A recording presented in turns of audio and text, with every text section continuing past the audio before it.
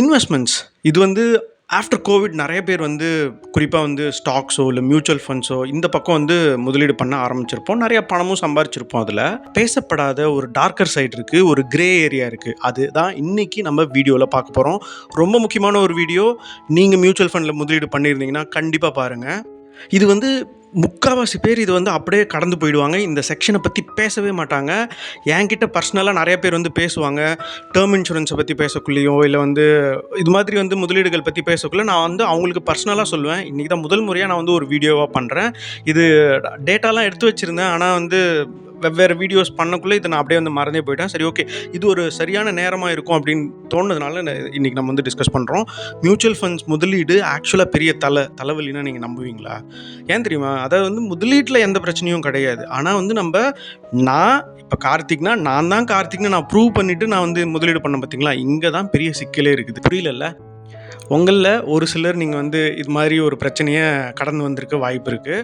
அதாவது கோவிடுக்கு முன்னாடி இருந்துட்டு முதலீடு பண்ணுறவங்க எப்பயாவது வந்து ரிடம்ஷன் அப்படின்னு போகக்குள்ள அவங்க இந்த சுச்சுவேஷனை கையாண்டிருப்பாங்க. மேபி வந்து கடந்து வந்திருப்பாங்க. ஆஃப்டர் கோவிட் வந்தவங்க புது புது ஜென்ரேஷன் ஆஃப் இன்வெஸ்டர்ஸ் முதலீட்டாளர்கள் உள்ளே வராங்கல்ல, அவங்க வந்து ஒரு 2 இயர்ஸ் 3 இயர்ஸ் அவ்வளோதான் இருப்பாங்க. அவங்க வந்து நிறைய பேர் வந்து உள்ளே வந்திருப்பாங்க, ஆனால் எக்ஸிட் பண்ணியிருக்க மாட்டாங்க. அப்போ எக்ஸிட் பண்ணாத வரைக்கும் இந்த சிக்கல் வந்து நிறைய பேருக்கு தெரியறதுக்கு வாய்ப்பு இல்லை.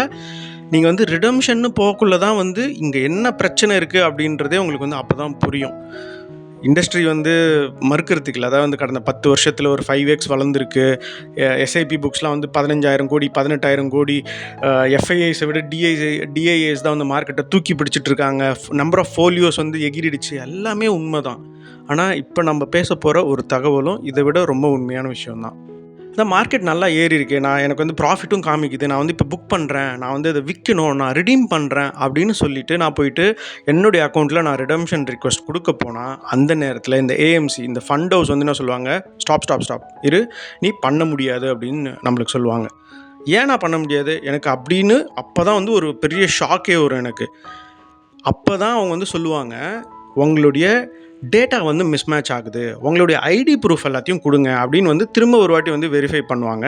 அப்போ பார்த்தீங்கன்னா உங்களுடைய பேன் கார்டில் இருக்கிற பேரும் உங்களுடைய ஆதார் கார்டில் இருக்கிற பேரும் மிஸ்மேட்ச் ஆகிருக்கும். அந்த இடத்துல மேபி ஆதார் கார்டில் நம்ம வந்து இனிஷியல் போட்டிருப்போம், பேன் கார்டில் இனிஷியல்ன்ற கான்செப்டே இருக்காது.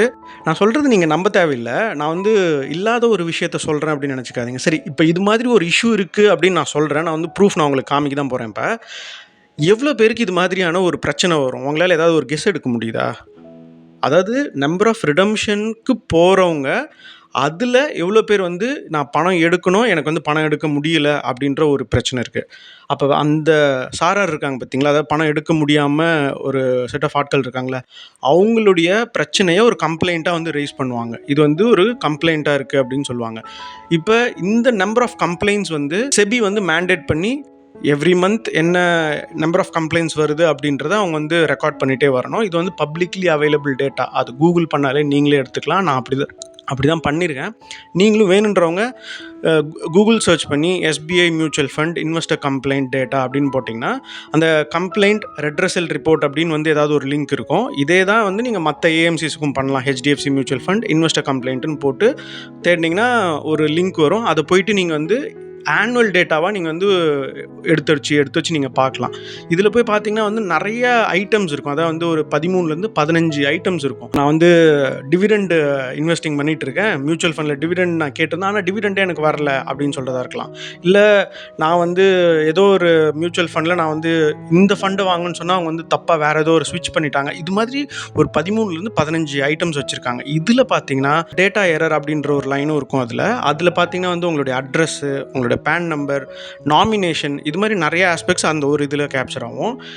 இப்போ நான் எடுத்து வச்சிருக்கிற டேட்டாவில் பார்த்தீங்கன்னா வந்து அவுட் ஆஃப் 13-15 ஐட்டம்ஸ் இருக்குல்ல, இதில் வந்து மெஜாரிட்டி வந்து 3 to 4 ஐட்டம்ஸில் தான் வந்து ஃபிட்டின் ஆகுது. மோர் தென் 90%.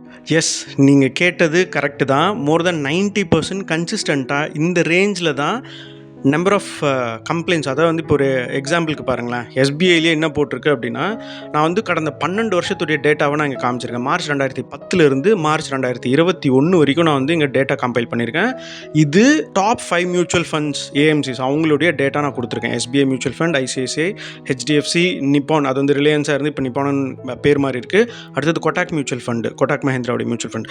ஓகே, இப்போ 2010 பார்த்தீங்கன்னா எஸ்பிஐ மியூச்சுவல் ஃபண்டில் 8174 கம்ப்ளைண்ட்ஸ் ரெஜிஸ்டர் ஆயிருக்கு. ஓகே, ஏதோ ஒரு பிரச்சனை அப்படின்னு சொல்லி வந்தவங்க 8174 பேர். இதில் நான் சொன்னல 3-4 கேட்டகரிஸ் இருக்கும். அதில் எல்லாத்தையும் கிளப் பண்ணி நான் வந்து இங்கே ஒரே மாதிரி டேட்டா காமிச்சிருக்கேன். இதில் வந்து சேஞ்ச் அட்ரஸ்ஸு இல்லை பேன் நம்பர் இது மாதிரியான டேட்டா தான் அதில். ஓகே, அதில் பார்த்தீங்கன்னா 2562 மெம்பர்ஸ் வந்து பேன் நம்பர், இது மாதிரி அட்ரஸ் சேஞ்சு, ஐடி ப்ரூஃபில் ப்ராப்ளம், அவ்வளோதான் மேட்ரு. அப்படின்னா வந்து பர்சன்டேஜ் பாருங்களேன், 31%. இது வந்து ரொம்ப கம்மியான நம்பராக இருக்குது. அடுத்த வருஷமே பாருங்களேன், அதாவது எஸ்பிஐயில் 2011 மார்ச் டேட்டா படி பார்த்தீங்கன்னா 3615 கம்ப்ளைண்ட்ஸ் வந்து ரெஜிஸ்டர் ஆகிருக்கு.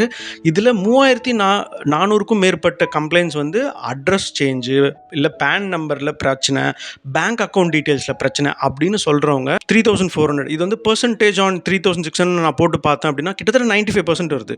இதோடைய ட்ரெண்ட் பாருங்கள், எவ்ரி இயர் பாருங்கள். மார்ச் 2012 88% இதே கேட்டகரிக்கு தான் வந்து ரிப்போர்ட் ஆயிருக்கு.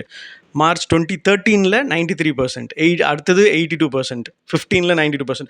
இது மாதிரி வருஷத்துக்கு நீங்கள் வந்து அப்படியே வந்து அந்த டேபுலேஷனை பார்த்தீங்கன்னா உங்களுக்கு தெரியும். ஐசிஐசிஐலையும் இதே மாதிரி தான். நீங்கள் வந்து 2012 பாருங்களேன் ஒரு எக்ஸாம்பிளுக்கு, 97% வந்து அட்ரஸ்ஸு பிரச்சனை, இல்லை பேன் நம்பர் பிரச்சனை, இல்லை பேங்க் அக்கௌண்ட்டில் பிரச்சனை அப்படின்னு சொல்கிறாங்க. அதே மாதிரி 96, 84, 94, 95, 93 பாருங்கள், அப்படியே லைனாக பாருங்கள். 90ன்றது ஒரு மினிமம் ஸ்டாண்டர்டாக இருக்குது அந்த இடத்துல. இது ஹெச்டிஎஃப்சியில் போய் பார்த்தீங்கன்னாலும் இந்த டேட்டாவை நீங்கள் வந்து வெரிஃபை பண்ணிக்கலாம். நிப்பானில் பாருங்கள், அங்கேயும் வந்து 80s இருக்குது. கொட்டாக் மியூச்சுவல் ஃபண்டில் பாருங்கள், அங்கேயுமே வந்து இந்த 80 to 90% ரேஞ்சில் தான் அங்கேயுமே இருக்குது. ஸோ இது வந்து என்ன சிக்கல் அப்படின்றது உங்களுக்கு புரியுதா? இப்போ இவ்வளோ பேர் வந்து எனக்கு பணம் வேணும் அப்படின்னு போய் கேட்டு உங்களுக்கு வந்து இந்த டேட்டா பிரச்சனை அப்படின்னு சொல்கிறாங்கல்ல, இது வந்து இந்த மியூச்சுவல் ஃபண்ட்ஸில் முதலீடு பண்ணுற அந்த டே 1 இந்த ஏஎம்சிஸோ இந்த மியூச்சுவல் ஃபண்டு நிறுவனங்கள் வந்து வெரிஃபை பண்ணியிருக்கணுமா, பண்ணியிருக்கக்கூடாதா? அன்னைக்கு பண்ணாமல் நான் வந்து இப்போ பணம் எனக்கு தேவை, மார்க்கெட் நல்லா ஏறிடுச்சு, எனக்கு கொஞ்சம் லாபம் இருக்குது, நான் போய் அதை எடுக்கணும் அப்படின்னு சொல்கிற அந்த தருணத்தில் தான் வந்து இல்லை, உன்னுடைய ஐடி ப்ரூஃப்லலாம் வந்து மிஸ்மேட்ச் இருக்குது, நீ வந்து இதை எடுக்க முடியாது, இதெல்லாம் போய் நீ சரி பண்ணிட்டு வா அப்படின்னு சொல்லி இந்த 90%க்கும் இந்த பர்சன்டேஜஸ்லாம் பார்க்குறீங்களே, இவங்களில் முக்கால்வாசி பேருக்கு பணமே கிடச்சிருக்காது. ஏன்னா அவ்வளோ லேஸில் கவர்மெண்ட் டாக்குமெண்ட்டில் நம்மளால் கை வைக்க முடியாது. அப்போ இந்த பணம் வந்து அந்த மியூச்சுவல் ஃபண்டு கம்பெனிக்கிட்ட தான் இருக்க போகுது. அவங்க கொடுக்க மாட்டேன் அப்படின்றது எங்கேயுமே சொல்லலை. ஆனால் இதெல்லாம் போய் கரெக்ட் பண்ணிட்டு வாங்க அப்படின்னு சொல்கிறாங்க. Which Morales is the same. இப்போ உங்களுக்கு புரியுது, நான் ஆரம்பத்தில் நானுன்னு இங்கே ப்ரூவ் பண்ணுறதுக்கே என்னால் முடியாது. இவ்வளோ பெரிய இடியாப்ப சிக்கலில் போய் நம்ம நல்லா மாட்டியிருக்கிறோம். ஆனால் இப்போ கவர்மெண்ட் வந்து ஆஃப் லைட் இந்த ஏப்ரல் 1 கேஒய்சி கேஒய்சி 10 வாட்டி கேஒய்சி பண்ணியே நம்ம வந்து ஆயுசுக்கும் ஓட வேண்டியது தான் நினைக்கிறேன். இதெல்லாம் எங்கே போய் நிற்க போகுது அப்படின்றது துளி கூட எனக்கு தெரியல. ஒரு குயிக்காக ஒரு விஷயம் சொல்கிறேன். இந்த வீடியோ பார்க்குற 90% ஆட்களுக்கு உங்களுடைய 2-3 ஐடி ப்ரூஃப் இருக்குல்ல, அதில் 100% மேட்ச் ஆகிறதுக்கு வாய்ப்புகள் ரொம்ப ரொம்ப கம்மி தான். ஏன் தெரியுமா? சிஸ்டம் சரியில்லை. That's it for today. நீங்கள் என்னோட பேசணும்னு விருப்பப்பட்டீங்கன்னா meetkarthik@protonmail.com நம்ம இமெயில் பண்ணுங்கள். நான் வேறு ஒரு சூப்பர் இன்ட்ரெஸ்டிங்கான வீடியோட வேறு ஒரு நாள் உங்கள் எல்லாரும் சந்திக்கிறேன். நான் உங்கள் கார்த்திக், உங்கள் ஸ்மார்ட் அண்ட் ஃபுல் சேனல். நன்றி, வணக்கம்.